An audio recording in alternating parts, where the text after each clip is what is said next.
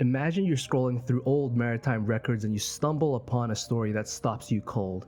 It's about a ship, the Mary Celeste, found adrift in the middle of the Atlantic, her sails billowing in the wind, but not with a single soul on board. The table set for dinner, a half-played game of cards lays abandoned. It's as if the crew just vanished into thin air. Now, let's rewind a little bit. Picture Captain Benjamin Briggs, a seasoned mariner with salt water running through his veins. He's not just on any voyage. His wife, Sarah, and their young daughter, Sophia, are with him, making this ship more than just a piece of floating wood and canvas. It's their home, sailing across the unpredictable ocean. But here's where it gets interesting. The crew, 7 experienced sailors handpicked by Briggs himself, are more than just workers because they're like family, trusted with the Mary Celeste's passage and the well-being of the Briggs family. As they set sail from New York to Genoa on that fateful day in November 1872, dreams of the future fill their heads. Little do they know, they're about to become part of one of the most perplexing mysteries the ocean has ever cradled. What happened to the Mary Celeste and her crew? How did a ship in perfect condition with a valuable cargo end up abandoned without a trace of her crew? The answers are extremely elusive, so stick around because this is a story that will take us into the very heart of the unknown. Before we dive into the heart of our story, let's set the stage with a bit of history. The vessel that would become known as the Mary Celeste began her life under a different name, the Amazon. Launched from the shipyards of Spencer Island, Nova Scotia in 1861, she was a fine example of the craftsmanship of the era, built to endure the harsh realities of the sea. However, the Amazon's early years seemed cursed by misfortune. She encountered a series of calamities, from colliding with fishing equipment in the English Channel to the sudden illness and death of her first captain. But despite these ominous beginnings, the ship found resilience and rebirth. After a series of owners and a significant refit following a wreck in Glace Bay, she emerged anew as the Mary Celeste in 1869, ready to conquer the seas under the American flag. The man who would captain her in her most notorious voyage, Benjamin Briggs, was more than just a seasoned sailor. He was a man of substance and family, a devout Christian and a dedicated family man. Briggs saw the Mary Celeste not just as a vessel for trade, but as a vessel for life's journey. In a move that was unusual for the time, he decided to bring his wife Sarah and their 2-year-old daughter Sophia along on the voyage to Genoa. The crew selected by Briggs were not mere acquaintances. They were men he trusted implicitly. Among them were Albert Richardson, the first mate, known for his steadfast loyalty and experience, and Edward Head, a young but eager seaman. These men, along with the rest of the crew, were expected to navigate not only the physical challenges of the journey, but the emotional weight of carrying a family across the ocean's expanse. When the Mary Celeste set sail from New York on November 7th, 1872, it was with a cargo hold filled with 1,001 barrels of denatured alcohol, bound for the thriving markets of Italy. The choice of cargo was deliberate, aimed at capitalizing on the burgeoning trade relations between the United States and Europe. Yet, as the ship made her way down the East River and out into the open Atlantic, none aboard could have predicted that their voyage would become a tale not of trade and transit, but of mystery and perpetual wonder. So, as we delve deeper into this story, remember the Mary Celeste as she was, a beacon of hope and prosperity, a home upon the waves, carrying the dreams of the Briggs family and her crew.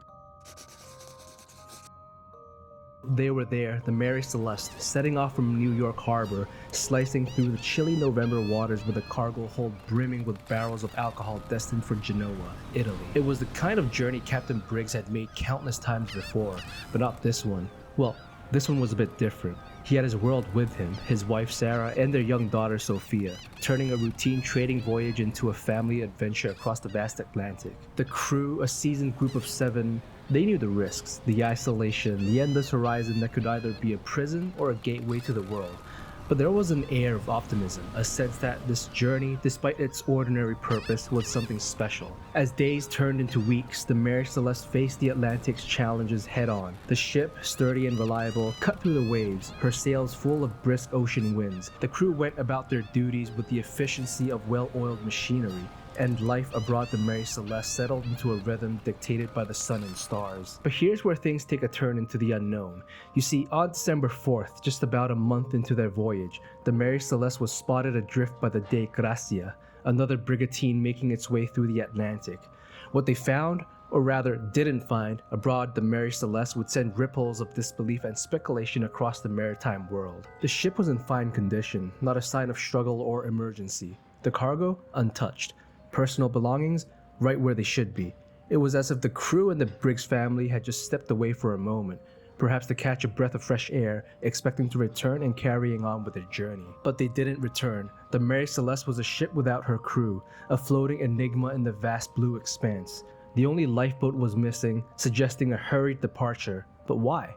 The weather was fair, the ship sound, and yet it was as if something unseen, something unfathomable, had whispered into the ears of those aboard, urging them to flee. This is where our tale deepens, where the lines between fact and speculation blur. What happened on the Mary Celeste during those lost days at sea?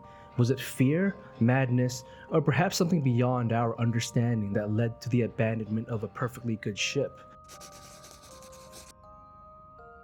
On December 5th, 1872, just a day shy of a month since the Mary Celeste had set sail, another vessel, the De Gracia, spotted her drifting aimlessly like a ghost ship on the horizon. The crew of the De Gracia, seasoned sailors themselves, felt a chill run down their spines, not from the cold, but from the eerie silence that seemed to envelop the Mary Celeste. As they drew closer, the mystery only deepened. The Mary Celeste's sails were partially set, her helm was unmanned, and there was no sign of life aboard it. It was as if the crew had vanished into thin air, leaving the ship to fend for herself against the elements. The captain of the De Gracia, David Morehouse, knew Captain Briggs and couldn't shake the feeling that something was terribly wrong.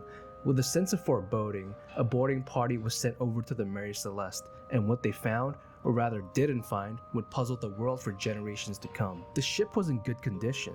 There was no sign of a struggle or a hasty evacuation. The cargo of alcohol was untouched, the crew's personal belongings were still in their quarters, and the ship's log was neatly updated until November 25th. Yet, there was no trace of Captain Briggs, his family, or any of the crew. It was as if they had simply disappeared, leaving behind a ship that was still seaworthy and a meal that looked as though it had been recently prepared. But here's where the tale takes another twist. The lifeboat was missing, and one of the ship's two pumps has been disassembled, hinting at some attempt to manage water ingress. The Mary Celeste's clock and compass were found to be non-functional, and a sword on the deck had traces of what seemed to be blood. What could have prompted the crew to abandon a ship that was still perfectly capable of carrying them to their destination? Was it fear of an unseen leak, a sudden squall that left no trace? Or something more mysterious that led them to flee in their lifeboat, never to be seen again? As the De Gracia towed the Mary Celeste to Gibraltar, the speculation began to swirl, turning the Mary Celeste into a legend, a story whispered in the quarters of ships crossing the dark waters of the Atlantic. What happened aboard the Mary Celeste remains a haunting question, a reminder of the sea's unfathomable depths and the mystery it holds. As the Mary Celeste gently bobbed in the waters of Gibraltar, towed in by the De Gracia, the whispers of intrigue turned into a torrent of theories and speculations. What could compel an entire crew to abandon a seaworthy ship? The theories were as vast and varied as the ocean itself. First up, piracy. It was a plausible theory given the era, but it quickly unraveled. Pirates were known for looting, and yet the cargo of alcohol remained untouched. The crew's possessions still in place. It just didn't add up. Then there was a theory of mutiny. Could discontent within the crew have led to a drastic decision to abandon ship? It seemed unlikely. Captain Briggs was known to be a fair man, and his crew was experienced and loyal. Besides, the logbook entries gave no hint of unrest or discord. Some looked to natural phenomena for answers. Could a waterspout, a powerful tornado at sea, have scared the crew into abandoning the Mary Celeste? Perhaps they feared it would sink from a perceived leak, leading them to make a hasty retreat in the lifeboat. Yet, upon investigation, the ship was found to be sound, with only a moderate amount of water in the hold, nothing she couldn't handle. Then there were the more outlandish theories, whispers of paranormal activity and curses. The sea, after all, is a realm of myths and legends, but these explanations, while stirring the imagination, offered little in the way of tangible evidence. The official inquiry, led by the British Vice Admiralty Court in Gibraltar, sought to shed light on the mystery. The court's proceedings were meticulous, examining everything from the ship's condition to the last known actions of the crew. However, the inquiry raised more questions than it answered. The finding of what appeared to be blood on a sword discovered on deck added a layer of intrigue, though it was later suggested it might have been rust. The court ultimately declared no evidence of foul play and awarded salvage rights to the crew of the De Gracia, but suspicions lingered.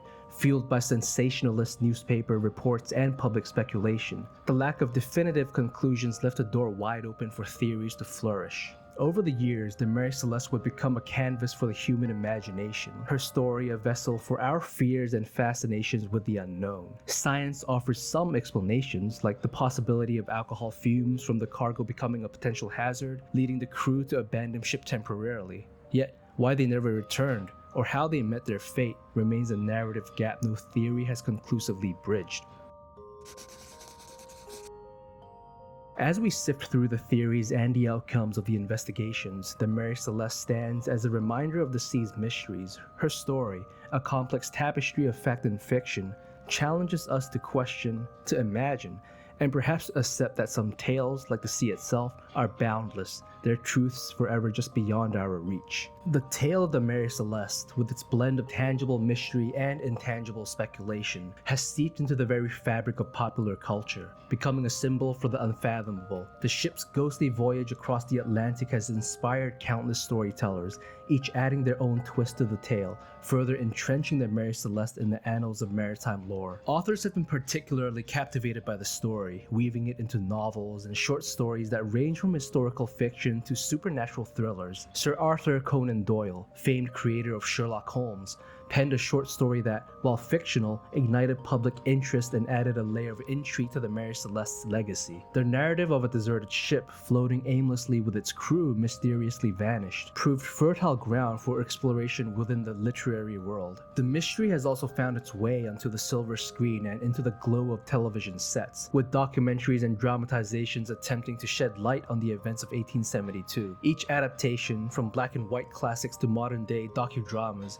peels back the layers of the story, sometimes sticking to the facts, other times embellishing for dramatic effect. Yet, each retelling serves to underscore the enigmatic allure of the Mary Celeste. In the realm of theories and speculation, the Mary Celeste has become somewhat of a touchstone for enthusiasts of the unexplained and the paranormal. Forum and discussion boards are awash with theories, each more creative than the last. From rifts in the fabric of time to alien abductions, the case has become a canvas for the human imagination, a story that invites interpretation and reinterpretation. Academic interest in the Mary Celeste has persisted, with historians and maritime scholars delving into the available records, piecing together the ship's log and salvage reports in an attempt to construct a coherent narrative from the fragments left behind. Conferences have dissected the case, and academic papers have explored every conceivable angle, from the socio-political context of the era to the scientific explanations for the abandonment of a seemingly seaworthy vessel. The enduring fascination with the Mary Celeste speaks to our collective attraction to the unknown, to those stories that reside just beyond the reach of our understanding. It's a reminder of the vast, untamed nature of the sea and of the mysteries it holds in the depths. The legacy of the Mary Celeste is not just in the specifics of her final voyage, but in the way she continues to captivate, to inspire, and to remind us of the thin line between the world we know and the world we can only imagine. And so, we find ourselves at the end of our voyage through the mist-shrouded tale of the Mary Celeste, a story that has traversed time and tide to reach us, as enigmatic and elusive as the day the ship was found adrift. Despite the years, the countless investigations, and the myriad theories that have attempted to penetrate the heart of this mystery, the fate of the Mary Celeste's crew remains an open question, a narrative suspended in the vast expanse of the unknown. What series of events led an experienced captain and his loyal crew to abandon a ship that was, by all accounts, in perfect working order? What unseen forces, what unspoken fear could have driven them from the safety of their vessel into the uncertainty of the open lifeboat? And where did their final journey take them, out there in the vast, unforgiving expanse of the Atlantic? As we ponder these questions, we're reminded of the sea's timeless allure, its capacity to inspire awe, fear, and endless fascination. The story of the Mary Celeste reaches beyond the facts and figures, touching on something deeper, something inherently human. It's a tale that speaks to the mysteries that lie just beyond the edge of the map, to the stories that are whispered in the wind and written in the restless waves. So, what do you think happened to that fateful voyage in November 1872? Do you lean towards a rational explanation, grounded in the known and the knowable? Or do you feel the pull of the more ethereal theories, those that hint at the supernatural, at forces beyond our understanding? The Mary Celeste, in all her mystery, continues her eternal voyage, not on the waters of the Atlantic, but in the minds and imaginations of those who are drawn to the unfathomable depths of the unknown.